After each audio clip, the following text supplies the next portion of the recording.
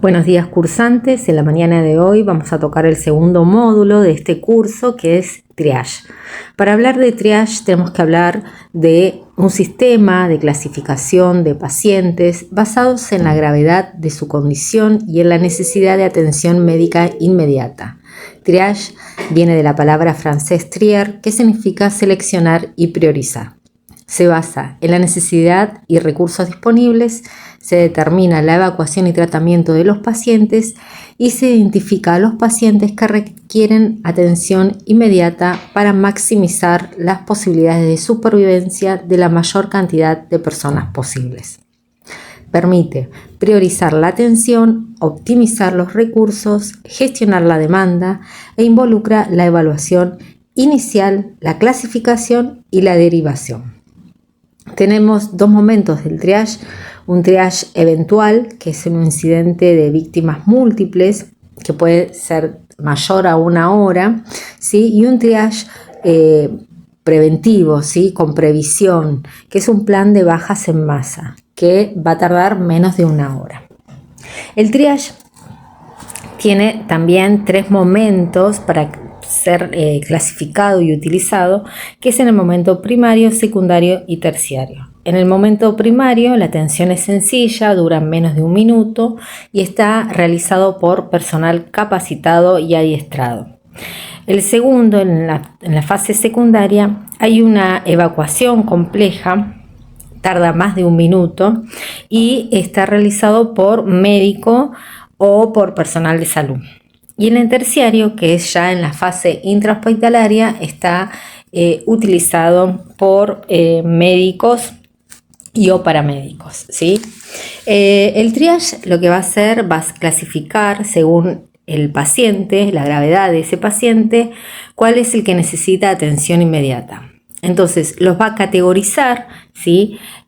Por color, siendo el rojo primera evacuación, amarillo, segunda evacuación, verde, tercera evacuación y negro, ningún esfuerzo terapéutico, ¿sí? Es importante que para hacer el triage hay métodos, ¿sí? Nosotros hoy vamos a hablar de 2 métodos principales en el uso de víctimas de múltiples o incidentes de múltiples víctimas. Pero antes de utilizar el triage vamos a hacer una valoración inicial, ¿sí? Escuchar, mirar y pensar. Escuchar la escena, la historia del escrito, ¿sí? El mecanismo de lesión, la evaluación, resucitación y la historia clínica. Esto ya se hace en la parte intrahospitalaria. Entonces, ¿qué significa esta valoración inicial de escuchar, mirar y pensar? Que antes de entrar en escena, vamos a ver la seguridad, la situación y los recursos. La seguridad del lugar, ¿sí? La situación de qué se trata el siniestro o el desastre y con qué recursos necesitamos. Esto en relación a nuestra participación dentro del Centro de Operaciones de Emergencia, los que habíamos dicho antes en la clase anterior del plan de emergencia, ¿sí? ¿Cómo está conformado el plan de emergencia? ¿Cuáles son los recursos con los que tenemos? ¿En qué hospitales vamos a derivar? ¿Hacia dónde vamos a derivar? ¿Cuál es la capacidad de cada hospital que tengo en mi región? ¿Hay evacuación terrestre? ¿Hay evacuación aeromédica? Todas estas cuestiones son importantes que ustedes las conozcan antes de realizar el triage, ¿sí? Entonces, antes de realizar, por eso decía un triage preventivo con previsión, donde hay un plan de evacuación de bajas, ¿sí? Que lleva más de 1 hora, menos de 1 hora, ¿sí? Bueno, entonces, en relación a esto, la seguridad, la situación y los recursos que va a estar mediada, ¿sí? En primera instancia por el personal de bomberos y la policía, que va a participar conjuntamente con nosotros en el COE, son los que nos van a dar la seguridad y situación del momento, ¿sí? Y cuál es, a partir de esta situación que ellos nos relatan, de esa historia, ¿sí? Nosotros vamos a establecer el mecanismo de lesión. Si vamos a tener un lugar, un desastre, una catástrofe, donde involucra, por ejemplo, un incendio, vamos a ver que las principales heridas van a estar relacionadas con las quemaduras, ¿sí? Con la intoxicación por monóxido de carbono. Bien, si vamos a estar hablando de un siniestro o un desastre provocado, no sé, por condiciones de inundaciones, vamos a tener que establecer que vamos a tener mucha gente mojada, ¿sí? Que podemos ver pacientes con ahogamiento, ¿sí? Que también después tenemos que hacer toda la medicina preventiva de esos pacientes, ¿sí? Bueno, esas son las cuestiones que vamos a tener en cuenta en relación a lo que es una inundación, ¿sí? También podemos tener peligros de electrocutados, ¿sí? En una inundación, o traumatismos, ¿sí? Porque lo lleva la corriente y bueno, se produjo un traumatismo específico. Entonces, todas estas cuestiones son importantes que ustedes conozcan esta valoración inicial que la hace en primera instancia los bomberos y la Policía Federal, que reúnen toda la información en el COE y ahí a nosotros nos dan una pauta o cuál va a ser el mecanismo de lesión, la evaluación, la resucitación y después en la parte intrahospitalaria vamos a ver la historia clínica.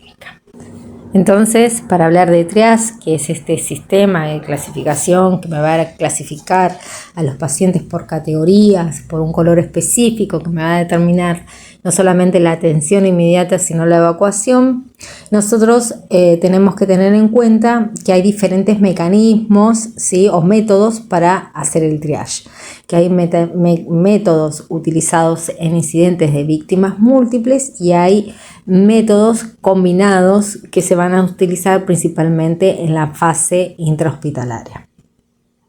Entonces, ¿cuáles son los dos peligros principales mecánicos en la atención de un herido, ya sea por una catástrofe, un desastre, un conflicto? Es la obstrucción de la vía aérea y las hemorragias masivas, ¿sí? Estas dos condiciones me van a condicionar la vida o la muerte de ese paciente.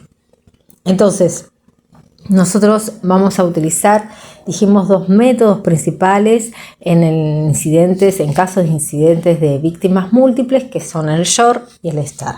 El SHORT es un método corto, ¿sí? Es el primer método de triage que se realiza en la fase extrahospitalaria, ¿sí? O en la prehospitalaria, que es un método que me va a clasificar, va a ser antecedentes con múltiples víctimas por personal no sanitario, ya sea bomberos, policía o defensa civil, y su objetivo es simplificar y protocolizar la labor inicial del rescate. Está basado en la capacidad de la víctima para salir caminando, hablar sin dificultad, obedecer órdenes sencillas, respirar y por último vamos a ver lo que es taponar hemorragia, ¿sí? Lo último, porque en realidad de taponar hemorragia se hace en el momento, ¿sí? Mientras vamos valorando los otros. Si la persona puede caminar por sus propios medios, si es así, se la considera menos grave, ¿sí? Si la persona puede comunicarse verbalmente sin problemas, las dificultades en el habla pueden indicar problemas neurológicos o respiratorios. Tercero, la persona puede entender y seguir instrucciones sencillas, por ejemplo, aprieta la mano, mi mano. Esto ayuda a evaluar la función cerebral. La persona está respirando. Si le falta la respiración, es una señal de peligro inminente. Y controlar hemorragias externas, ya que son una amenaza vital, se puede realizar simultáneamente con los otros pasos si es necesario. ¿Cuáles son las ventajas del SHORT? Permite una rápida identificación de víctimas que necesitan atención inmediata y lo realiza el personal no sanitario. Entonces, así como lo indica su sigla, SHORT, la pregunta sería, ¿sale caminando? Sí. Si sale caminando, es verde, o sea, no necesita atención urgente. Si no sale caminando, mi segunda pregunta sería, ¿habla sin dificultad? Si sí, es amarillo. Si no, voy a mi tercera pregunta. ¿Obedece a órdenes? Si sí, es amarillo. Si no, tengo que preguntarme si respira y tiene pulso. Si sí, es rojo, o sea, necesita una evacuación inmediata. Si es no, es negro. Y el quinto paso sería taponar las hemorragias. El segundo método que vamos a utilizar para el incidente de múltiples víctimas es el STAR. Este método se utiliza para identificar rápidamente a los pacientes que necesitan atención inmediata y a aquellos que pueden esperar, optimizando así los recursos disponibles. Está realizado por el personal médico o paramédico. ¿Qué vamos a valorar en el STAR? Todo lo que tiene que ver con la movilización, identificación de víctimas caminando, ¿sí? El esfuerzo respiratorio, para los que no pueden caminar, se evalúa si no respira, se abre la vía aérea, si no respira ya lo clasificó en negro, si respira en rojo. La frecuencia respiratoria, si tiene menor a 10 respiraciones por minuto, se lo considera rojo, y si tiene más de 30 respiraciones por minuto también se lo considera rojo. La circulación, si tiene relleno capilar y si tiene pulso radial sumado a las respiraciones, se lo va a clasificar como en rojo. El estado de conciencia, si respira de 10 a 30 respiraciones por minuto, si puede seguir instrucciones, no, es rojo, si sí, es amarillo. El negro es fallecido, el rojo es atención urgente, el amarillo es una atención demorada y el verde puede esperar o trasladarse por propios medios. ¿Cuáles son las ventajas de este método? Es simple y rápido, permite clasificar un gran número de pacientes en poco tiempo. Es fácil de aprender, puede ser utilizado por personal con poca experiencia en emergencia, está orientado a la acción, se enfoca en identificar rápidamente a los pacientes que necesitan atención inmediata y maximiza la eficiencia, o sea que permite utilizar los recursos disponibles de manera efectiva.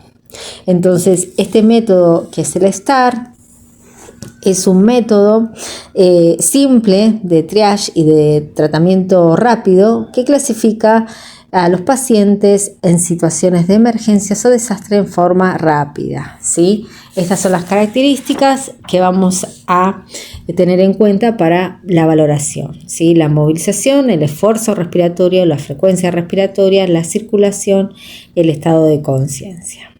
Bueno, acá son los dos métodos principales que vamos a utilizar en caso del triage con incidentes de múltiples víctimas, ¿sí? Ya sea en una catástrofe o en desastre. Pero también hay otros métodos que ustedes deben conocer, que están descritos en el módulo y se los dejo para la lectura, que por ejemplo tienen que ver con el IS, ¿sí? Que se utiliza para evaluar la gravedad de los pacientes, el OASI, que es la Organización de Aviación Civil Internacional, que se utiliza específicamente para aeropuertos, la escala abreviada de lesiones, el AIS, después tenemos el CRIS, que se utiliza para accidentes automovilísticos, y el Revisit Trauma Score, que se utiliza para también incidentes en general.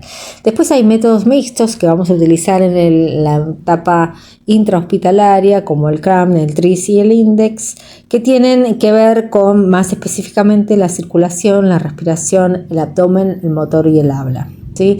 Estos son métodos que se utilizan en la parte intrahospitalaria, así que pueden combinarse según cada médico. Por eso es importante establecer con anterioridad, ¿sí?, a todo lo que es una situación de urgencia, cuál va a ser el método utilizado, ¿sí? Eso es en las reuniones, por lo general, que se hacen en el COE. Ya se planifica y ya se estandariza un método para hablar todos en el mismo idioma. Eso depende mucho de la región y de los profesionales que componen el COE. Y por eso la importancia de los simulacros en el COE. Y otra cuestión importante que no quería que ustedes no dejen de conocer, que son la actualización de los botiquines de primeros auxilios, ¿sí?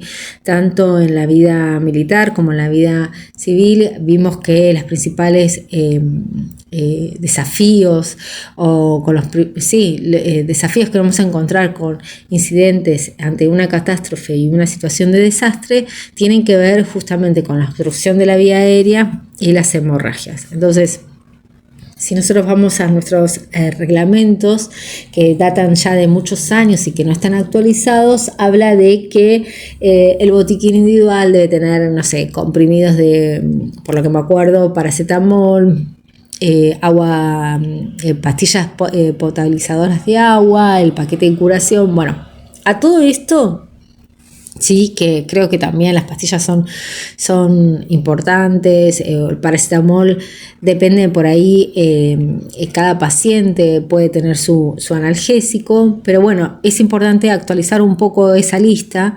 y agregar, digamos, como componente esencial en un botiquín de primeros auxilios, ya sea para el combatiente individual como para con nosotros que somos personal de salud, agregar lo que es el torniquete, la gasa hemostática, la tijera de trauma y para el personal de salud la aguja de descompresión y la cánula nasofaringea y una manta térmica.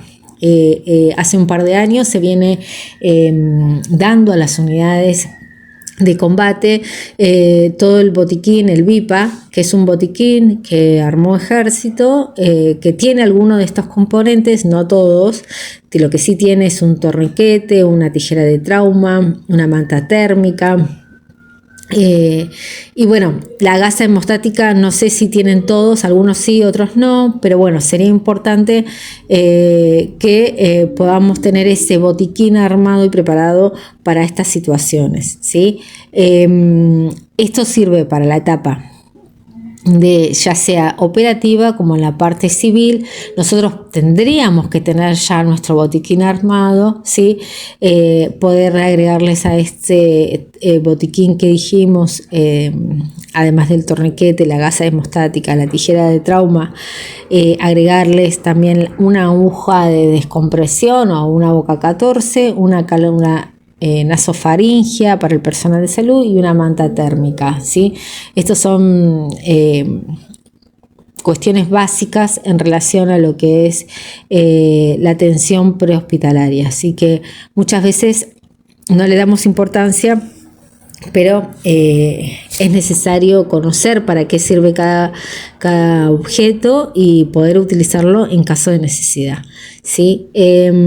Bueno, con respecto a este botiquín, no sé si fue provisto a todas las unidades, tengo entendido que sí, pero bueno, las unidades que no lo tengan, solicítenlo, así se les hará la provisión.